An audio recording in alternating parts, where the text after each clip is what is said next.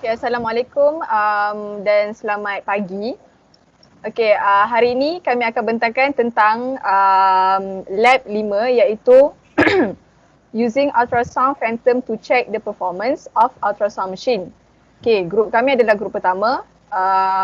Ahli grup adalah Siti Aisyah binti Ali, Nur Syuhada binti Muhammad Ibrahim iaitu saya sendiri, Akila binti Jumaat dan Nur Syafiqah Hasanah binti Zulkifli. Okay, nombor matrik saya adalah 1018. Okay. Pertama sekali kami akan tunjuk dulu result dia yang akan dibentangkan oleh Akila binti Jumaat. Silakan Akila.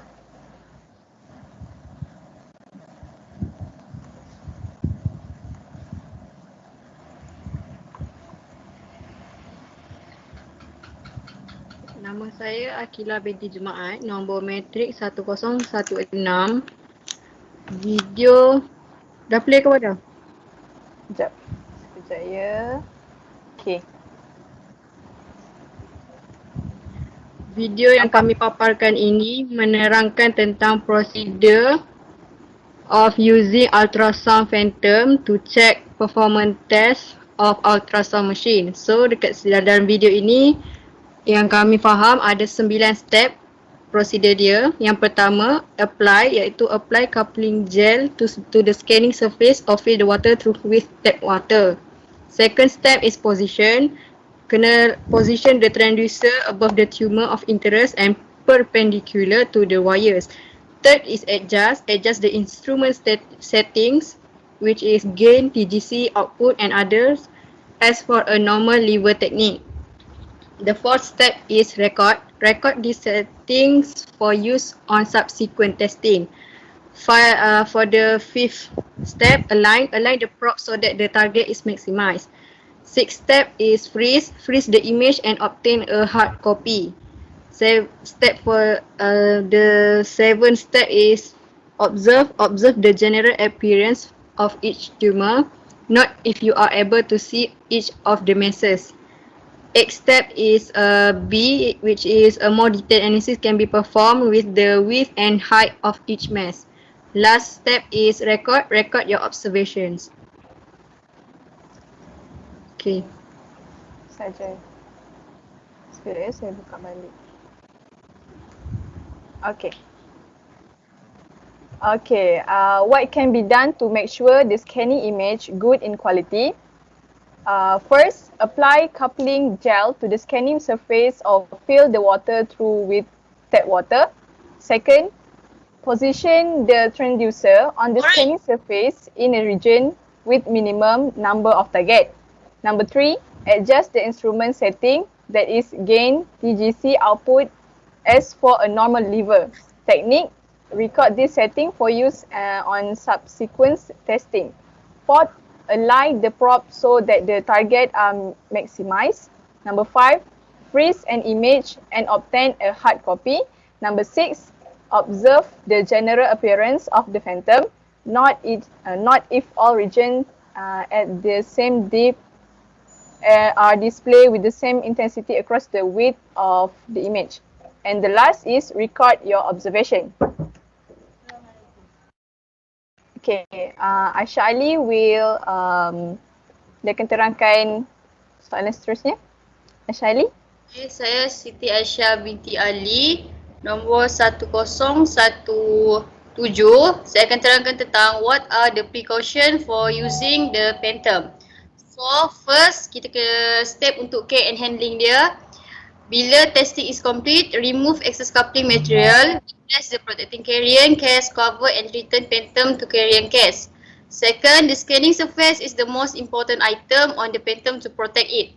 So it can withstand normal scanning pressure, but do not press on the scanning surface with your fingernails or any other sharp object. Third, the phantom may be cleaned with mild soap and water only. Avoid solvent-based, alcohol-based or abrasive cleaning agents. Untuk jangka masa yang lama, the phantom should be stored at room temperature. The phantom should not be subjected to freezing or boiling conditions such as those encountered in the trunk of a car during a South Dakota winter or Arizona summer. The most accurate measurement will be made with the phantom 22 degrees Celsius. So, kita kena always store the phantom with the removable storage cover attacked in the airtight carry case provided to maximize life expectancy. So, at least 1 year, kita kena apa tu? Weight your phantom and compare to original weight note or certificate of compliance. If phantom has lost or gained more than 1% of its original weight and you notice difference in vertical distance measurement or the scan surface appear depressed. Next, Wada. Wada. Okay, seterusnya tentang what should be done in order to make sure the phantom in good condition. So, kita kena follow step ni untuk pastikan yang phantom tu sentiasa dalam keadaan yang bagus lah. So, first thing yang kita kena buat adalah immediately seal phantom in airtight container. Contohnya seperti plastic bag atau carrying case. Apabila dah settle buat lab. And then kedua, bila ada masalah, kita kena contact technical service for return information.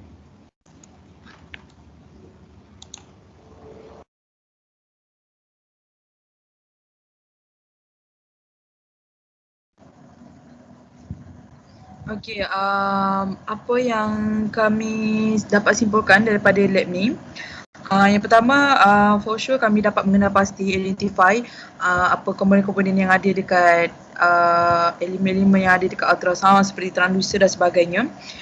Lab ni kami dapat mengetahui cara macam mana untuk mendapatkan image quality yang baik daripada monitor lah, untuk image quality yang baik yang dapat ditunjukkan lah, seperti macam prosedur-prosedur yang Akila dah cakap tadi. Kemudian kami dapat simpulkan bahawa benda ni sebagai pengguna akhir, sebagai pengguna, kita mestilah menjaga kualiti gambar tersebut supaya dapat mewujudkan kawalan kualiti peralatan ultrasonic tersebut. Kemudian recommendation antara yang kami syorkan untuk mendapatkan image quality yang lebih bagus, yang pertama adalah melakukan pemeriksaan. Yang pertama adalah transducer mestilah bebas daripada retakan ataupun elak daripada kena tempa. Sebab transducer dia sangat sensitif, so kita perlu elakkanlah benda-benda tu. Dan kemudian adalah kabel dalam keadaan baik. Kabel ni kita pastikan tak ada bocor atau sebagainya untuk mengelakkan electric shock kepada pasien ataupun orang yang menggunakannya. Dan ketiga adalah melihat kepada monitor bersih, kepada display tersebut. Pastikan display tersebut dalam keadaan baik, sentiasa kita servis. Dan seterusnya adalah penapis udara dan kunci roda dia. Benda ni mestilah diservis mengikut jadualnya untuk mengelakkan sebarang benda lah untuk tak dapat daripada image quality.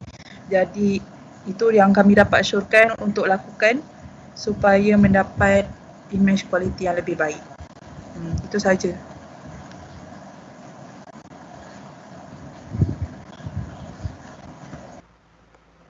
Okey, terima kasih Siti Aisyah Ali. Terima kasih Syifikah Hasanah dan juga Akila binti Jumaat. Okey, itu sahaja daripada kumpulan kami. Sekejap. Okey, ini adalah reference yang kami dapat lah. Daripada mana kami dapat. Okey, rasanya tak ada apa-apa soalan kot. Boleh simpan nanti soalan. Okey, terima kasih.